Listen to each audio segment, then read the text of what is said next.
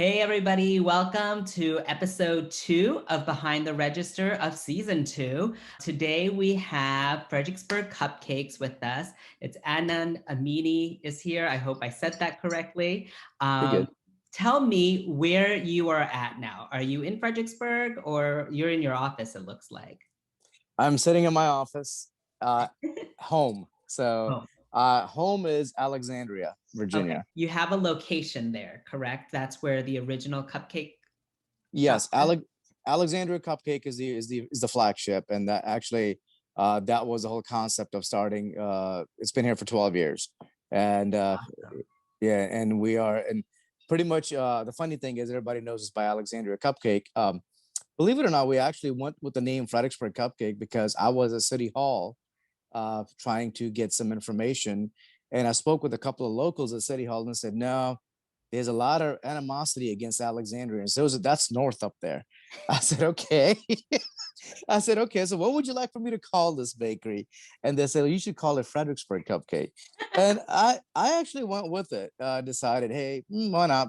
But I mean, I don't regret it. But I am set launching the franchise. So basically, it will be Alexandria Cupcake pretty much because if you Google, that's pretty much where everything comes in. But Fredericksburg Cupcake, Alexandria Cupcake, same thing. So How did you decide you wanted to be in Fredericksburg for the second location? It's your second location, correct? it is. It's our second location. It's funny. It's actually I have a partner and investor partner in the Fredericksburg location, Okay. and he it's funny. He's a pretty well known guy, good friend, and he was pushing me actually for quite some time, saying, "Hey, we should look into Fredericksburg. We should look into Fredericksburg." And this was a few years back, and I went in and looked at it. And we both talked about it. I just didn't think we were there yet. And then I think it was 2016 at the end of it, we came in, we looked at Fredericksburg, and I said, I think it's right for the picking. This is the good time. And it reminded me of just a miniature version of Old Town Alexandria. But I think what I was looking to do is I was looking to see a more of a variety. I wanted to see some diversity in the types of businesses that were there. And before that, before 2016, I didn't see that. I saw a million antique shops. That's Yeah. all I saw. And some restaurants, some lasted, some didn't. I didn't see the uniqueness until 2016. I saw a lot of potential in it. And the more I inquired into it, both my partner and I, as we more inquired more into it, uh, we were greeted with the warmest of welcomes, and just the like they wanted Fredericksburg wanted us there. So it's kind of become my little home. Actually, I love it. I thoroughly enjoy it. So people are so nice. I built some great friendships. You as well. Yeah. It's a nice tight. I think it's a tight knit community. Whether it's business or residents, it's all of the above. So, but I will tell you, it took us a lot longer to gain traction. Uh, but when it did, boy, it really gained traction. I, So I see your post now. Now it's always like sold out, done, and like I one day know. I came with my daughter and it was like, you got cupcake, you got chocolate with sprinkles, and like that was it. But we came at the That's end of the day. It was our fault. But I love to see that and I love to hear that. And it's great. But so it's funny because like when I go to different like main streets, but it's funny how you say like your gut instincts and you get a read of the street, right? You yeah. get to see, hey, there's these mix of businesses and like this isn't gelling yet. And finally there was something that clicked in you that you said, it's at this point that it's good for us to come in, which is really cool. I think that's cool to see. Absolutely, I agree with you. It's. I think the biggest thing was the click was when I saw the diverse businesses and the uniqueness of the boutique locations. And I believe you were one of my first clients when you ordered from us. So Yeah, yeah. I thank you for that. I think you had like a big spa day, and I said, give me that. I said, I'm gonna take this down personally. I want to go meet this guy. So I so don't. I did. Well, that's the thing. I want to support local, and it was like and we got these cute custom cupcakes from you with That's our right. logo with it, and it was to celebrate we opened our nail salon back then, That's and right. so I was like, Yeah. we need something, and I'm like, oh, cupcakes. So speaking of, how did you get into cupcakes as a business? Was it something, or was that the time period where cupcakes was big and you're like, here's a business model? How did you fall into it? So I actually got into it probably before cupcakes got big, I would say. We got into cupcakes before cupcakes made it really big. And what ended up happening, I was actually all my life, I've always wanted a food business. I grew up in a household where my mom is an incredible chef, and she'll tell you she's never learned how to cook all in her life, but it comes naturally to her. So she is just an absolutely amazing cook, and there's nothing like mom's dishes always, especially good old home ethnic food. It's just amazing. So I've been dabbling in cooking and stuff like that. When I was a teenager, I actually wrote a fusion cookbook before in California Wow. before anybody even knew what fusion was. I didn't even know what fusion was. So, but basically we did that, and uh, so my whole goal always was to open up a restaurant without the hassles of a restaurant. Wow, how do you do that? Because I've got too many friends in the restaurant business that said don't do it. Right. But I dabble in other things too. So at the time that I was actually the concept emerged for a cupcake bakery, I had a studio in Georgetown. I was working there, and I kept talking, and my wife and I were in the middle of trying to figure out what we would do. So we decided we should do desserts. Great. We came up with that concept, try to figure out how we're going to do the dessert. So anybody can have a bakery. What sets us apart? What's so unique about us? For me, it's about specializing. If you specialize in something, make yourself excel beyond belief. Just dominate it. I mean, don't just, Right. Do people it talk, really good. do it really good. And people talk about competition. ah, I don't look at the way I look at it. Competition is just an excuse. Just dominate it. Instead of worrying about competition, different thing, there should never be competition. Just dominate that market. And we sat down and we said, I don't know how it got to that point. We started talking about handheld desserts. So you can go in and out. I said, yeah, let's reduce the issue of people sitting down, so you don't have to have servers, reduce the overhead, reduce Sure. the restaurant headaches. So we came up with handheld desserts. And well, it could be hand pies, different stuff, but we decided with cupcakes. And the minute we did that, I will say just a couple of days later, one of my colleagues said, hey, there's a little cupcake shop that opened up right down the road, and it's got a line out the door. So you got to be kidding me. And no one knew that we were looking and doing cupcakes. So I went around a block and a half from my studio, went there, and there's Georgetown Cupcake. And I basically stood in line, tried it out, and then I started talking to the two ladies that owned it, and just kept talking to them over and over about it. And I said, look, I want to be upfront with you. I want to give you full disclosure. Uh, uh, I am going to open one up, but trust me, I'm not going to open one up in your backyard. I'm going to Alexandria across the river. That's where I want to be. And so they actually gave me some advice here and there, but That's awesome. and we bit the bullet. We opened it up, and I mean, Alexandria took off from day one. I don't think we've had a bad. Let me rephrase that. Barring COVID, barring COVID, I don't think we ever had a month that was in the red. And it's been a godsend. We can't, and my whole thing is I don't want to get stagnant. So I said, let's just keep doing. So licensing, franchising, all of that was coming to a full fountain when COVID hit. So all of a sudden went right back down. So now it's starting to emerge back up again, starting to bubble up. People, I think, have decided you can open up a business now. It's not a problem. So how many years did you have Alexandria Cupcakes before you thought, let's do Fredericksburg Cupcakes? How many years? So Fredericksburg was open 7 years after Alexandria Okay. was. So uh, I'll be admitted, I got comfortable. I I should have done it a lot sooner. I just got very comfortable with what Alexandria did. It did well. It still does well. We just have to, I got lazy a little bit, but You can well, enjoy a little bit. That's okay. yeah, but it's not in my nature. I just want to plow through things. I just want to, that's just my, but I'm not complaining. I've had a great ride. So I have a feeling you're a serial entrepreneur. So, there's probably three things in the works coming down, and hopefully we can kind of touch on those things. Um, Sure, I'll be happy but you to. have the two locations, but when you start to, will you combine it into one brand? Are you going to change it back to Alexandra Cupcakes, or like if you wanted to do more of a franchise model? I think all the other franchise or licensee locations, all the franchisees and licensees will be Alexandria Cupcake. I'm very hesitant to rename Fredericksburg Cupcake just because of the loyalty that we have built and The pride uh, that Fredericksburg people have.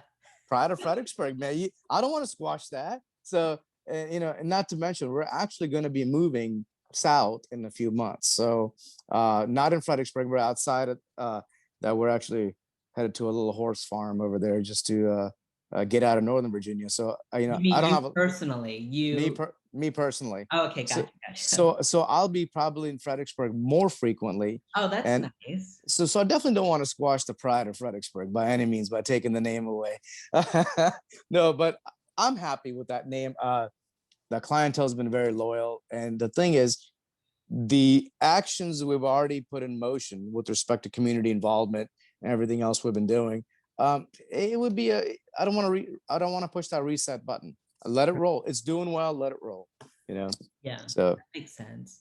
So that's great. So are you gonna have like two places? Like you're just gonna travel back and forth personally, like kind of like having a country home? kind of.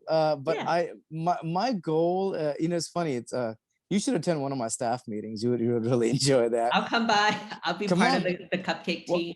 what we always do, we always go out and we always go after have our meeting over dinner and drinks, and we just chat and have a good old time. And and then sometimes it's a serious talk, sometimes it's not so serious, but A it's a team bonding. building, bonding. Correct. Yeah, Bonding. And also, that's where I tell people, hey, straighten up a little bit, will you?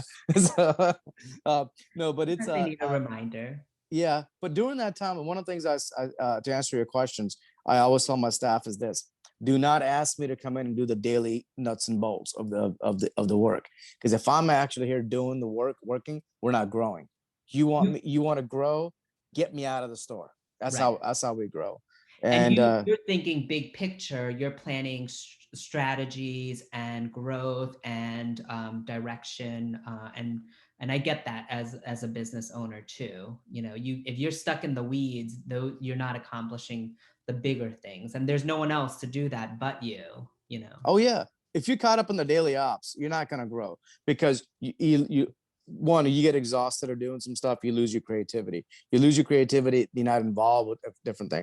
You and I going out for a cup of coffee and chatting, I guarantee you, we would come up with about 10 ideas. We could employ 3 of them in less than an hour, and you and I could both make money. But if you're in your shop working all the time, I'm in my shop working all the time, guess what? That coffee's never going to happen. Right. That so those are the things I talk about, and and it's very important. So answer your question, no, I'm probably not going to be going traveling back and forth because it's I'm going to be moving closer to Charlottesville, so it's going to be from Alexander's, it's like an hour and 50 minutes. Okay. So but I will be coming up 2 times a week and staying, or 2 nights a week staying up here, and then hitting both locations and going back down. I'm using this as tranquility time to just expand, just blow up. It's funny because so I have the second location in Culpeper, and Yeah. this is where I am right now in Culpeper, and I do use that time to like listen to podcasts, to get inspired, to listen to other founders, entrepreneurs, and just trying to. And so having that 1 hour drive is actually really nice for me to kind of break out of the day to day and just to have some time to organize thoughts and get inspired. I think that's such a nice thing. Absolutely, it's a beautiful thing. I mean, it's downtime, it's decompression. It's needed. However you want to use it, it's your time. So, So let's talk about COVID. Tell us a mhm. little bit about what happened for you. Like, did you close down fully? How long? Did you pivot in terms of like, were you selling cupcakes by mail or pickup, or did you just hold off on things? Like, what was your strategy then? We got screwed. Can I say that on the podcast?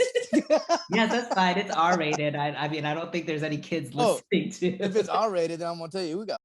Love That's what happened. No, just kidding. it. But yeah, I don't have much of a filter, sorry. But yeah, we got hit. We dropped 92% from the time that the lockdown was initiated, and it was supposed to be 2 months. I mean 2 weeks. But from the when the actual in March, I think it was the end of March last year, when the lockdown actually was initiated, we dropped 92% in sales. And when I say it was a ghost town, I mean it was a ghost town. We Yeah. never shut down. We never shut down. Instead, what we did is said, look, okay, here's the deal. This is uncharted territory. You got to try something different. You got to see what you can possibly do. So that's where the creativity, the grinding of the gears went into effect. Probably a lot more gray hair on my beard now because of it too. So what ended up happening is that we actually, I know a lot of restaurateurs hate the tablets or the delivery services like Uber Eats and Grubhub and Right. DoorDash. Yeah, I don't like them either because they destroy your product most of the time. However, let me tell you something. Everybody wanted delivery. So we were promoting in-house delivery, curbside pickup. We also had our dining room open at all time. We had the inside open because the way it's never been a sit down eating area. We have a couple of tables. You can Right. come sit down and relax, but it was always a kind of a carry out type of Grab and go. grab and go. So we never fell into that, that whole mandate from the health department with respect to locking down or having limited seating, 50% capacity or 25. So this actually goes back to my initial plan of simplifying, having a food business without having the headaches of a restaurant. Right. Never thought it would help me to this extent, because let me put it this way, Alexandria's tablets were going off the hook. And I know Alexandria's, those delivery services have a larger market up here in the Northern Virginia, DC area Right. than further south. But I would say, I'm not joking, about every 10 to 30 seconds, notification of an order. Boom, boom. So it saved us. It saved us where, yeah, we lost money. Don't get me wrong, for a Sure. couple of months. But I think it was month number 3 after lockdown. So I think it was about June. Oh no, I take that back. Easter week, it just started to go up.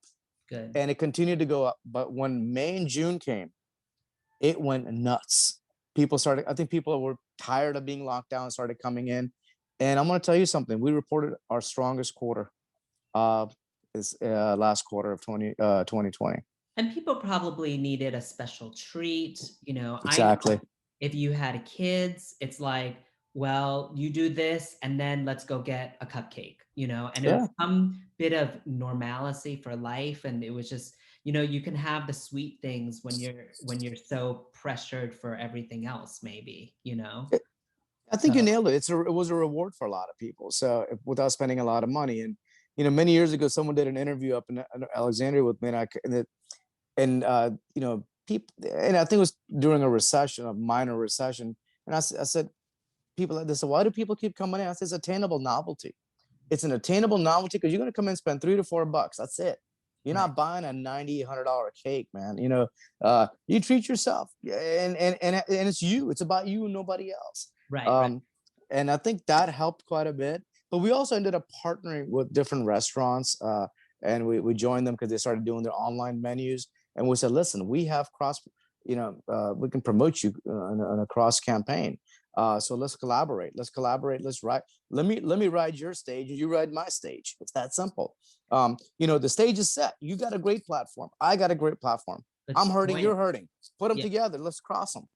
And So everybody was hurting. So it wasn't like, yeah. everybody was down at some point. So did you collaborate in both locations? Do you feel like there's more collaboration in Fredericksburg than in Alexandria, or like everybody was just like, we need to collaborate at this point? I tried collaborating in Fredericksburg, and I would say that with respect to the product is concerned, it was more difficult because there were a lot of restaurants in Fredericksburg that were actually shut down. So I think we found that to be a little bit of a concern.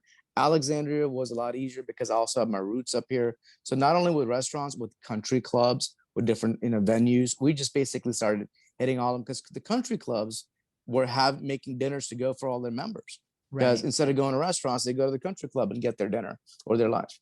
But in Fredericksburg, I think that what blossomed, probably one of the best things that's ever happened to me, that we I partnered, and we basically became very good friends with Maria of One More Taco, Yes.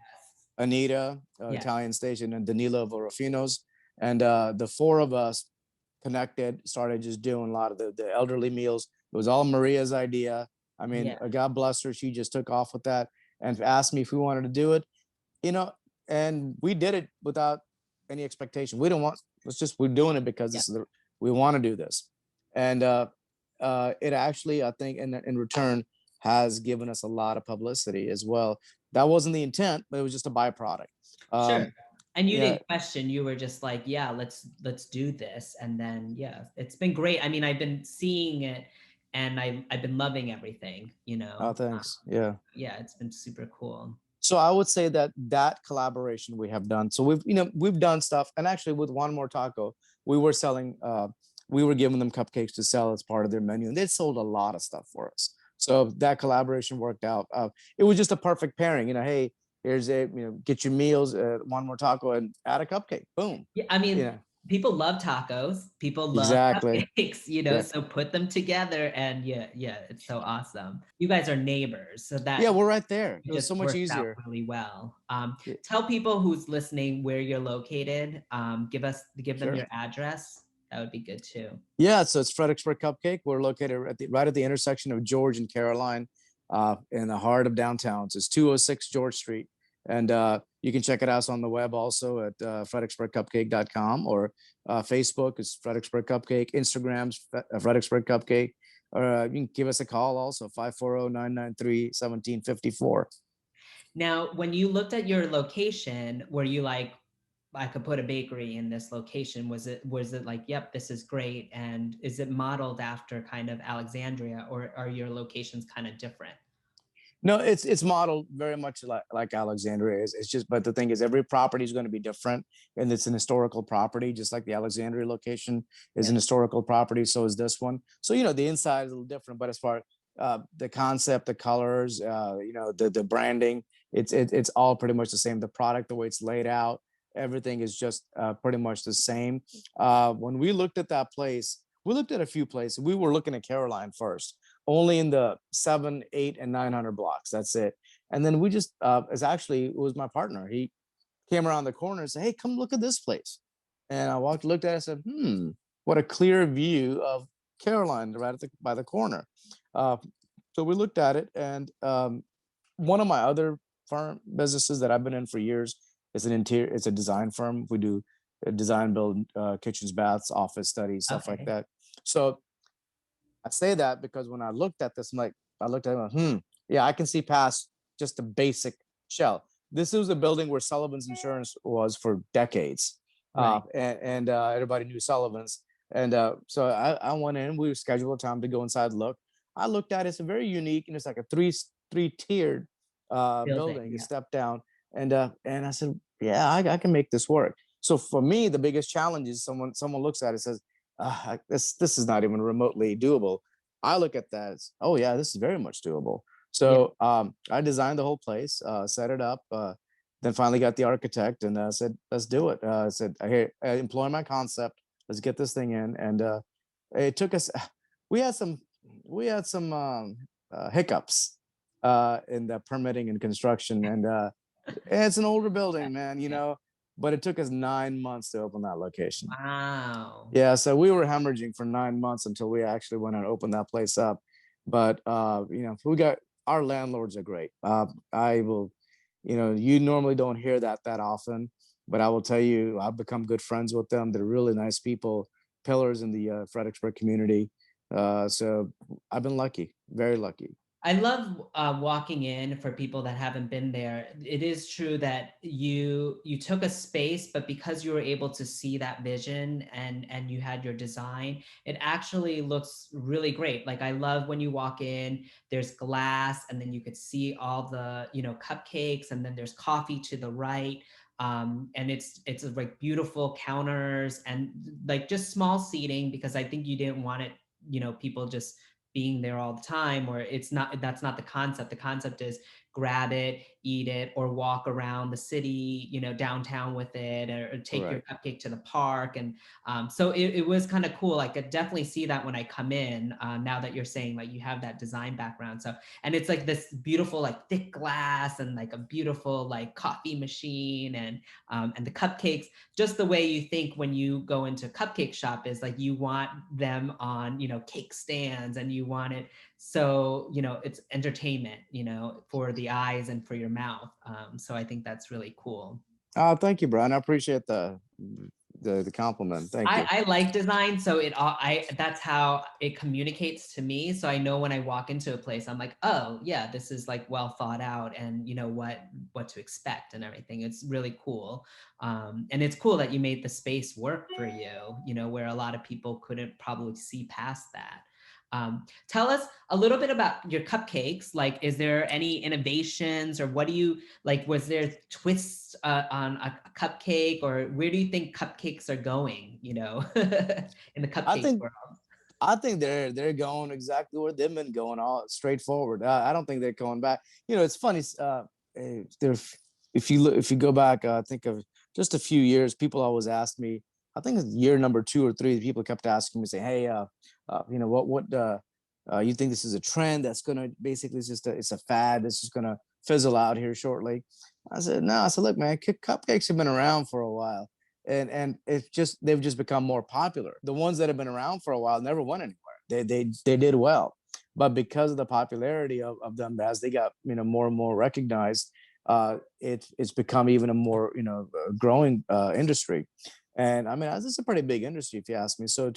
I don't think it's going anywhere. It's really funny if you read a review from think for Alexander, maybe like about 9 or 10 years ago, someone wrote a review on Google and said, I saved it just because I laugh about it. It said, yeah, cupcakes are great, but come back in 2 years when this place is up for rent because this ain't going to be around.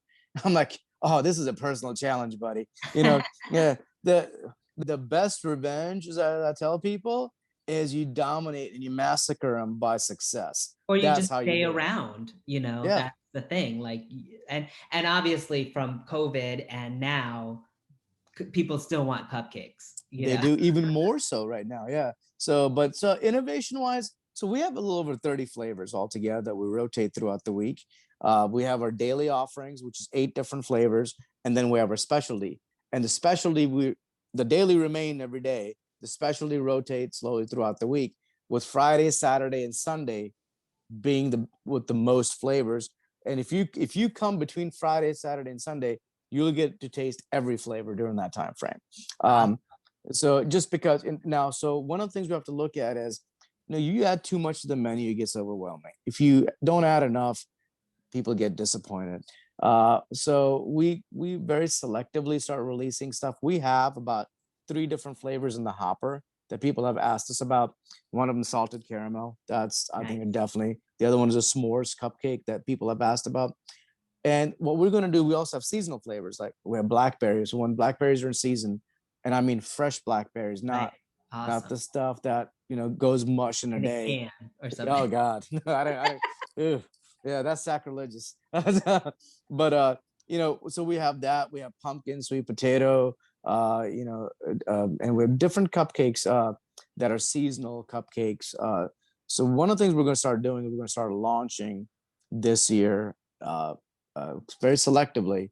Um, when you add to a menu, it's it's very popular. You can do it. It's good. But when you take off a menu, you have a tendency to tick off more people because there may be that one person that has brought in 20 people over the last 2 years. And if you remove a flavor permanently, they were only coming in for that one flavor. Right, right. And you just lost somebody who's influential, People that don't like change. they don't. Someone also told me, like, if you offer something once, you have to do it. Like, if for a spa, like if we offer water, they are going to expect water every time. It's part Mm-hmm. of the experience. So it's like once you implement something, it's very hard to take away. It's that same concept of what people perceive or their expectations are. Oh, absolutely. I agree. I think what you need to do, you need to have a VIP client section. So when clients that are your regulars, the VIPs come in, You call over our baker and say, hey, I got 5 VIPs this afternoon, and we will bring the cupcakes individually boxed with your logos on them for your clients. How Oh, about I that? would love to do, I mean, we do a lot of parties, so I would love to Yeah. do that. Yeah, we can make it, it's funny, and we'll go back to you, but when we, at the spa, when COVID hit, we kind of pulled away a lot of things to kind of just make things safe, like we Hmm. pulled away drinks, blankets, magazines, Sure. like, and now I'm trying to add in the experience back again and make it special and make it something worthwhile. So I am definitely open to cupcakes because what that's what makes it special and what's different. And I love collaborating. So yeah, I would love to do that. Well, Um, good. Let's do it. We'll talk yeah, afterwards. we plan it out. Thanks for watching or listening to our podcast. Love Fredericksburg, support local, and visit our spa at skintouchtherapyspa.com. So now post-COVID, how are things now? Like, have things rebounded? Like, it's getting warmer, so a lot more people are on the street. Have you found that business is kind of coming back for you? Maybe not all the way, but how do you feel like customers are kind of coming out of the woodwork again? Business is phenomenal. It's great. It's been great. We have seen incredible growth I would say in the last 6 months. Uh, So from last September on until now, which is almost 6 months, we have seen incredible growth. Um, from September to December of 2020, we saw historical growth. We both locations boosted and reported their best quarter ever. I'm like, that's unreal. I did never thought it would happen. But my poor staff and baker, they are pulling their hair out because and that's why you're seeing all these sold out posts coming up because Tuesday, for example, bam, we were sold out by 5:15, 5:30. and you And didn't get, like, you couldn't have guessed that, right? Or something. no, because it's baked in the morning. So the thing is, everything's baked in the morning fresh. And baking is not done throughout the day because depending on the day, in a 5 o'clock or 6 o'clock in the morning, they start baking. The problem is once 2 o'clock, 3 o'clock rolls out and they're done, the kitchen's closed up. It's a lot of work afterward as well. But once the bakers are gone, it's not everybody knows how to bake. Let's put it that way. Right. That And is baking's trusted. an early thing because it's cleanup and then you have to have it ready for sale, and yeah. Absolutely, yeah. You got to be stocked, ready to go when you open the doors. So once you bake for the day, barring emergencies, we're pretty much done. Baking it for the day.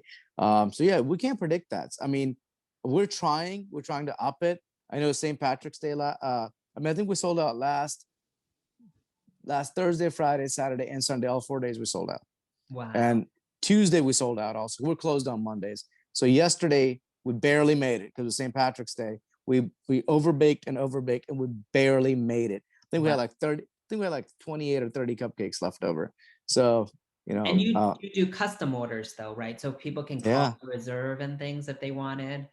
absolutely. And I would encourage people to call ahead, reserve the cupcakes, what they want for the day, or even day ahead. And then, I mean, we also do tons of weddings are coming back into full swing also now. So they may be smaller. And we've actually, now we're doing contracts for larger 100 plus guest weddings at this point. Wow. Yeah, I mean, a lot of people are holding these in their private estates, homes.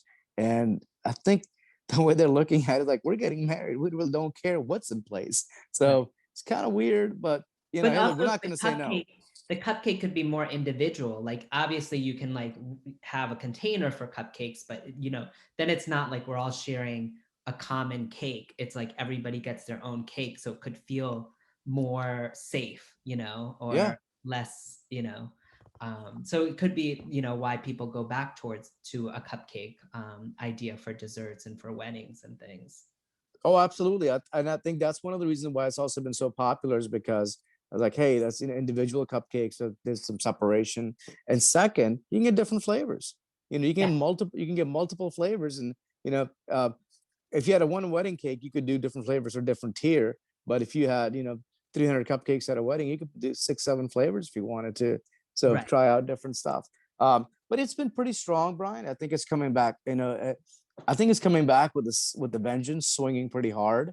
And one of the predictions I made from the beginning when the lockdown went into effect, I said to myself, and I think I was kind of on track with this. I said, if the businesses that are able to storm this through, meaning just stay open, and I know that it'll be at a loss for a lot of people, but if they're just able to keep their presence, and it goes back to my old speech about being successful, being omnipresent, be present at all times, everywhere.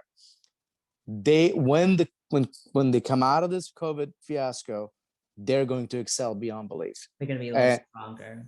I would say much stronger, because if you think about it, it's most, not just food, but most businesses in general, they were able to storm this weather during COVID lockdown, are doing very well. They're doing incredibly well right now. And During COVID, did you, use the time to plan to build and plan for growth? Did you implement new things that you're going to keep? Like, now, are you still finding that people are getting delivery, doing Uber Eats? I mean, I'm sure that's still continuing along with yes, getting traffic, right? But were you thinking as an entrepreneur, like, oh, let me invest and build in this, so when we do open, then we're ready for more flow or more income? Was there anything like that? yes. I mean, I think you just hit the nail on the head, because what is a let's do a quick comparison to uh, stock market, for example. When you're in general, you always say, buy low, sell high. Well, when one of the things I've had, one of the models I've had for years, that in tough times and hard times and bad times, when things are tough, most people look to do what? Cut expenses. They're all in business. They always say, I need to cut staff, I need to cut hours, I need to cut ingredients, I need to do this. No, man, that's the worst thing you can do. I don't need to do marketing. That's the worst thing you can do for a business, because this is what happens. If you don't pump money into marketing and everything else and make less at that point in bad times, you're going to suffer the consequences when it gets better. I'll tell you why. What I did, I pumped in marketing like it was going out of style. I pumped money into my personal money. And what ended up happening is this: we were, as others dropped down, our name was always up here. Right. Now, as we're coming out of COVID, these guys are pumping the money coming up, but But I'm you were already here. there. Yeah. I'm sitting on top of the crest. I'm like, and that was my whole point of saying, I don't want to sound like a pompous dude, but it's more about dominate it, own it, and dominate this thing.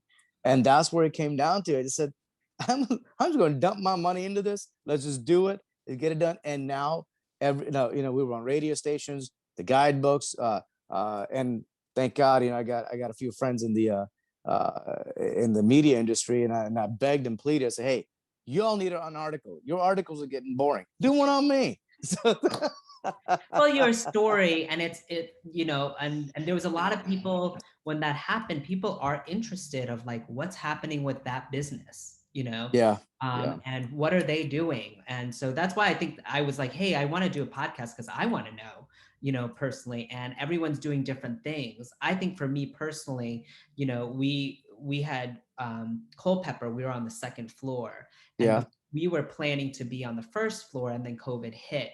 So I had to decide if I was going to like invest in it. And I'm glad that I did and use that time to build it out and invest. So when it reopened, I can now take in the traffic that we're getting, and so it was a hard decision, but it was I think well placed. And it's kind of what you said is like you kind of doubled down and yeah. was like, we need to keep pushing ahead because this is temporary. As much as it's now a year, it's temporary, and I have my sister is an investment lawyer, and she's Hmm. like, all the deals are still in play because they're seeing it as a temporary thing. It could be long lasting in terms of the effects, but it will ride out, and the economy was in a very good place before COVID. So that's really interesting. Good time to put money into business now. Yeah, and also when you come out of it, you are ready and able to take, what's going to come in that too. So, Yep. and you talk about a lot of like advice that you give people about entrepreneurship and stuff, and you've given a lot of good tidbits on this. So I really like that. Is there what's your main like kind of advice? I would, and this is what they can do. One of the things that I would tell people is if you want to open up a business, right now is a good time for multitude of reasons. Number one, commercial real estate is suffering, Yeah. and you can go in and get your man. You can write your ticket pretty much at this point. You can walk in there, you can write your ticket, what you want in what building. A lot of TIs. The landlord will be willing to give you, and just say, hey, man, I'll give you a 5-year lease. Entice them with longevity, and you can get a lot more out of it on the back end. But also a lot of businesses a lot of people that are maybe afraid to start a business. Look, if you're not afraid, you're not doing it right. You need to be afraid. It keeps you on your toes. You gotta stay. But the thing is, if you're afraid, it also gives you hunger. It gives you survival instincts. It gives you dominating instincts. You gotta keep those in. Do it. I mean, so I tell people, just if you want to do it, but do it on a smaller scale. Instead of going and getting a 5,000 square foot place, get 1,000 square foot place. Right. Do a 1-year lease with an option to renew right off the bat. Say, listen, I want to tell the landlords I'm new. I want to start it. If I don't want to fail with a 5-year lease under my belt, and they'll understand in today's economy. If they don't, move on. Man, there's a lot of commercial spots opening up everywhere. And the landlord should be your partner, right? They want you to Yes. succeed. So you want to find a good partner that kind of cares about your business, because they don't want to find another tenant. They might not get another tenant, so Yeah. they do want to work with you. And that's the ideal thing. Yep. You Yeah, want a good landlord. That's why we've been so lucky to have amazing landlords. They want to work. They promote us constantly because they don't want to. Nobody wants to lose a good paying tenant. right. The way I look at it. Did you get any like rent relief Yeah, during COVID? That's good. we did, and I will say I got to give a shout out. It wasn't that we asked for it. They approached us and said, "This month we're going to take X% off your rent." That's And really then they approached us next month. We're going to give you X%. I mean, I never asked for it, but we really appreciate it. take it. Yeah. We're grateful. Yeah. Where do you get your energy, your passion? Where have you always been like this, or is it because you're passionate about business and I think that wow. I think I've always been I opened up my first business when I was 13 years old. So I've Oh, always, but I was never really successful. To me, people look at it and say, "Oh, I've owned so many businesses. I have my hands in this." That is not necessarily success all the time. I mean, I want to be very sincere about that. I'm very humble about this aspect of it because it's something that kind of defines me. So I was always on the route to entrepreneurship, but never really an entrepreneur. I was always either a business owner or work for somebody, or I was a wantrepreneur, as I call it, but never an entrepreneur. I would say in the last 15 years, maybe, I really lit a fire under me. Everybody has a why you do what you do, basically. My why, I will tell you one thing, this is something many years ago, I went through a very, very difficult divorce. It involved a 3-year custody battle for my son. And everybody knows my son because he's like the face of the company. I'm not, he is. So he's 19 years old. So one day I found myself basically scraping my ashtrays just to be able to feed him. I mean, that's how much this litigation cost me so much money, but it was for a good reason. I right.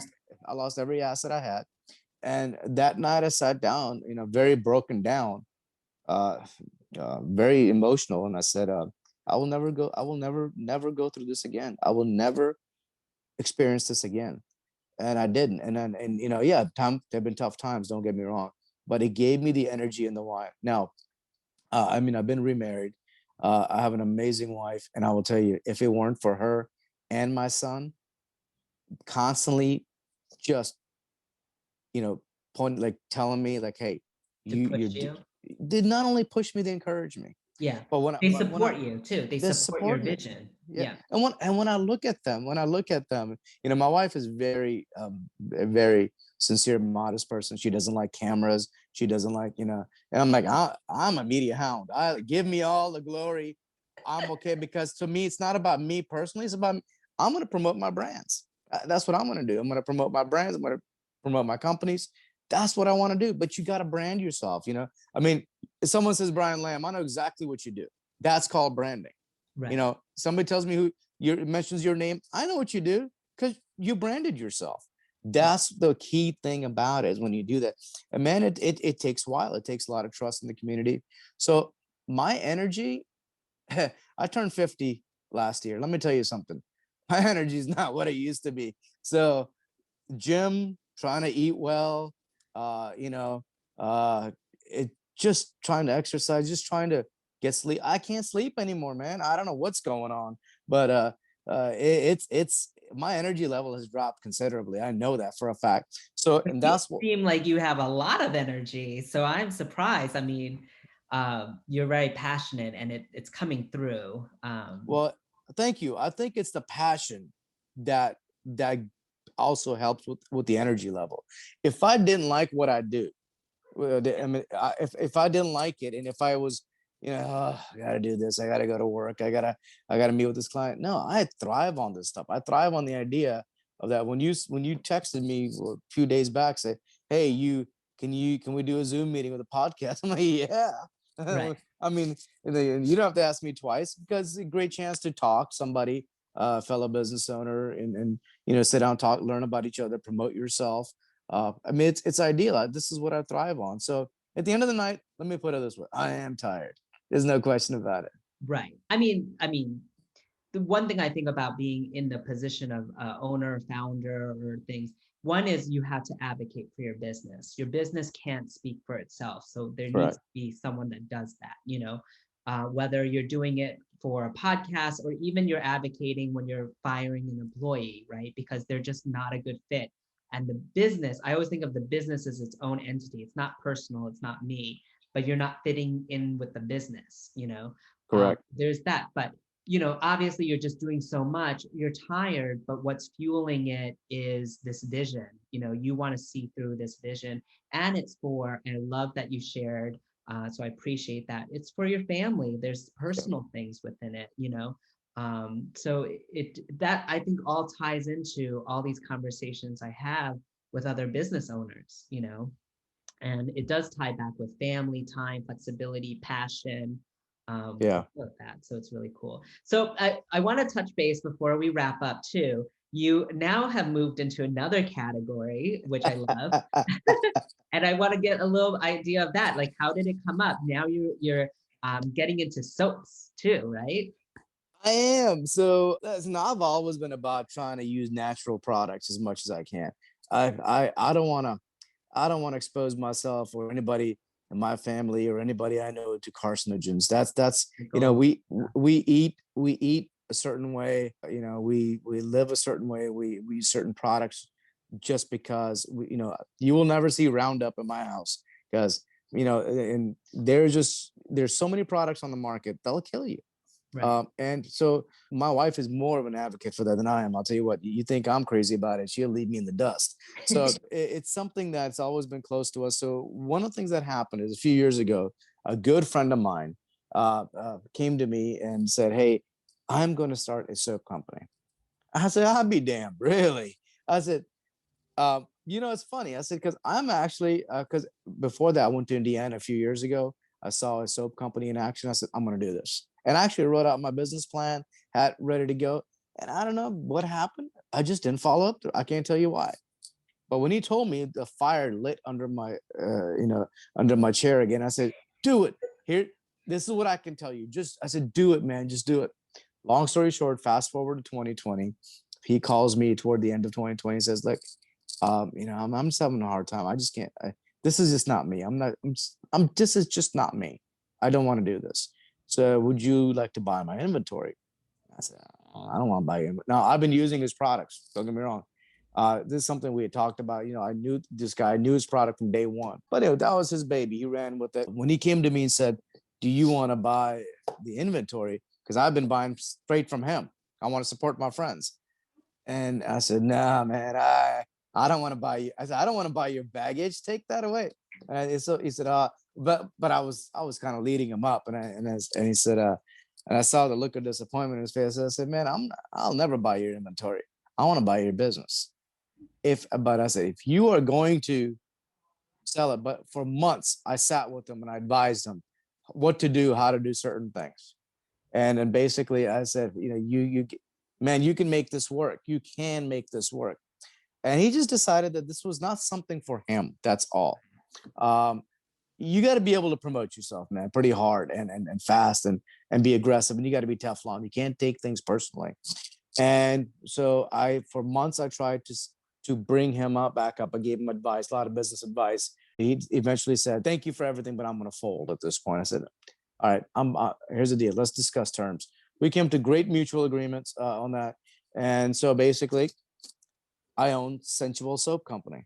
So this is oatmeal, milk, and honey, all natural. I mean, so everything in this product is natural or organic. Also do sanitizers. And it's funny, you asked me, I did not have these sitting on my desk for I took them out of inventory so I could use them. Right. So it just happened to be sitting right on my desk at this point. So anyway, Is he I still with the company then? Are you basically, no, oh, so he's out, but then you have it and then you're running it. But he gave you like the formulas, recipes, everything, yeah. everything. So basically, when I bought it, I bought everything. I bought the interest, I bought the name, the domain. I mean, I bought a logo. I bought all interest in the company basically, and I think he was happy.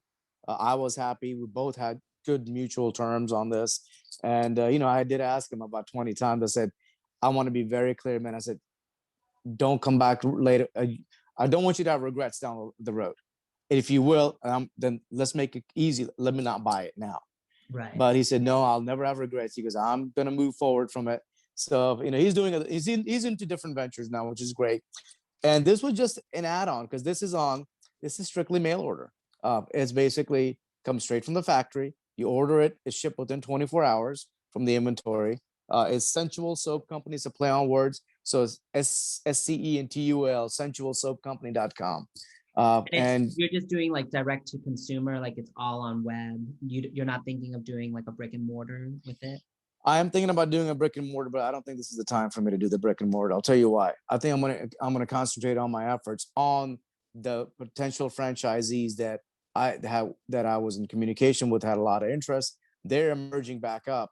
So my franchisees for the bakery Right. are the ones I'm putting my effort into right now. And I'm starting on the route of multifamily investments. So buying like apartment buildings and stuff like that. It's a Okay. man, that's scary. I'm gonna tell you, that is so scary. It's not even funny. I mean, I'm sweating bullets every night, and I'm like, my God, are we doing the right thing? But you gotta take a risk. You gotta take that risk. You have to But take risks in life. yeah, but this I love because this is something after my heart. I love this, and I mean, I'm gonna bring you some because I've been I I took an inventory of like 300-400. I said send it here, and I've been giving it to like people that I know. You know, Well, I like, of course, I have a spa, but I personally love soaps. awesome, Um, and it's just that I think it's just like a simple luxury. Like for me, instead of like, I do love a cupcake too, but I like, for me, it's like a soap because it's something that you can use. It's not something that will like take up your house. And it's something that like cheers me up, and it's something like that. You pay a little bit more, but you're getting a better product and you're getting a better experience. And I love having nice showers for myself. So I'm a soap person, so I love to smell it. I love to test it and stuff, but awesome. I loved it when I saw that. But I think for you, you're probably someone that's always kind of thinking of, different business plans and kind of working it in your head, okay, like we're going to do it this way and the bakery's doing this and then so that's why I'm calling you a serial entrepreneur. It's actually funny because I recently submitted a application for consideration for some real property recently to someone. In it, in the very end, I said, please do not consider this to be a very pompous statement. However, if you have any questions, I want you to Google my name. And after the first 5 pages, if you're not satisfied with the person that you read about, then really we should not be doing any business together. Right. And one of them, it says in the DC Metro, there's an article that actually I didn't even know it existed until I did a research on my name recently. They said we identify the serial entrepreneurs, and I'm right there. I'm like, oh my god, this is kind of scary. So I it's so funny when you said that. I said, did you read the article too? What's going on here? I didn't So read the article, but I think I can identify. I mean, for me, it's funny because I have like 4 or 5 business concepts in my mind, right?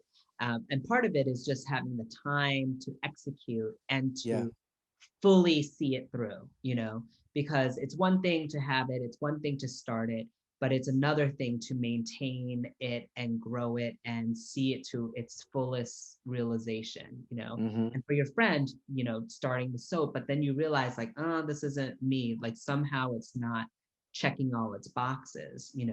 But I think with entrepreneurs, it's a skill, it's a thought, it's the way you're kind of built in your brain. It's how you see marketing, it's how you see business, it's how you see people interactions. And that's all, they don't teach it all in school. They can touch upon concepts, but it's just how someone's built. So I think like when I saw you and heard these things, I'm like, that this you're an entrepreneur. And sometimes when I'm driving and listening to podcasts, I'm like, oh, I'm an entrepreneur, or like I'm a marketer. That's how my brain works. It's very different than a mathematician, a doctor. It's just, this is me and my world, and this is how I see it. And you're gathering so much information and it processes through, like just like how you are walking the street of Fredericksburg and you're processing that information and it comes out of, yes, I will have a business here, or no, I won't have a business here. So Yeah. it's No, super cool. no, it's definitely what I call a process. It takes time, and I wish I knew what I know today 15, 20 years ago. I really do. Because you know what, I would be younger, have a lot more energy, but it is what it is. You got, like you're saying, a lot of this stuff, majority of this stuff is not taught in schools. They touch on concepts, but that is not the same as the real world. And I mean, we've all been to school, we realize, hey, majority of the people that do not use their major for their profession. That's just the Right. reality of it. And I mean, I'm a former cop. Want to go to law school and all that. I think I use law and basically in my daily dealings, but the good knowledge of law, what to do, how to draft documents, negotiations, and however, aside from that, I don't think anything I studied, besides the ability to speak publicly. I think public speaking is a great thing to be able to do that. Learning how to listen to somebody, nah, I learned that by the School of Hard Knocks. I didn't, and you learn so much when you listen to somebody and just see what they got to say. I think that you said it. School's not going to teach you, if you're an entrepreneur. School's not going to teach you 90% of the stuff basically that you're going to learn. Yeah. And that's one of my other advices. You were asking about advices. One of my advices that I tell people is surround yourself with greatness. Surround yourself with people that are way better than you are.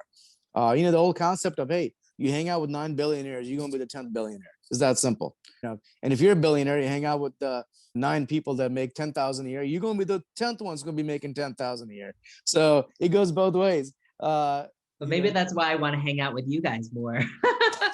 Oh, so you're under the assumption that I make money. That's what the problem is. Maybe you're under the assumption that I'm making money, and that's why we're hanging out with each other.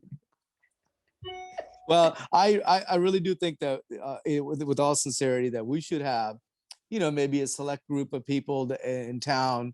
And I love the idea. And remember, there was a little group that was started, and I think it fizzled out quickly because it's not what most people thought it was. And I give kudos to the ones. It was very basic in a sense, But I think we should maybe have a handful of people, just few, where we do monthly get-togethers and bounce ideas, I and would love. like yeah, because like you said, Brian, hey, I've got a few ideas, you know, throw them out and we're gonna say, hey, man, try A, B, C, D, X, Y, Z, and you might just go boom. And not only that, the biggest thing with people is this: I may not be able to help you, but man, I might know a couple of people that go, hey.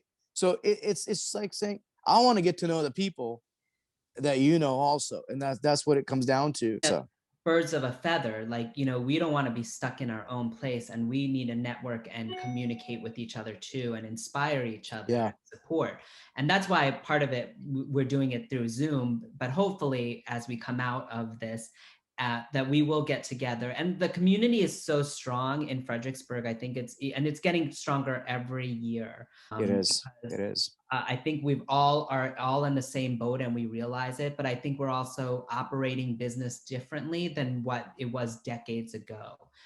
Decades ago, it was just, hang a shingle, open the door, that's your business. And now that business, now you have to do so much more. You have to do marketing, you have to do social media, you have to do, community, there's charity. Like, you need all these facets to have this well-rounded business. So I think it's going to be more and more, but I Well, love I this think so too. conversation, and it's so interesting to know more about you, because there's things that I just did not know, and that I think is cool, that if people are listening, I think they would love it just as much as I did today. Well, I appreciate that. I mean, I've always enjoyed talking to you, Brian. It's Yeah, always been a pleasure. And I know COVID put a damper on a lot of things, but you know, uh, we gotta stay in touch more often. And I think, like I said, let's do a regular get totally. together. It's perfect for that. So I love these because they inspire me more, but it gives me a chance to connect with other people, and I think we're kind of like-minded, so it's really cool that way. So thanks for your time. my pleasure. I When enjoyed you're it. down, we'll hopefully see each other around more, because I'm getting out there more. No, that's fine. I totally understand. I'm usually in Fredericksburg about 2 to 3 times a week right now. Awesome. So I'm there every Tuesday is my staple day. I'm definitely there on Tuesday. So All right, well, we'll get together. Thanks again for the time. absolutely, Brian. It's my pleasure. This Thank was you so awesome. much. Look forward to doing some more. All right. Take care. Thank you for listening to this episode of Behind the Register. I'm your host, Brian Lamb, and this episode was produced by Haley Harkins. Special thanks to Fredericksburg, Virginia Main Street for hosting our episode. If you like what you've heard, support us, share, comment, and like us. We'll catch you next time on Behind the Register.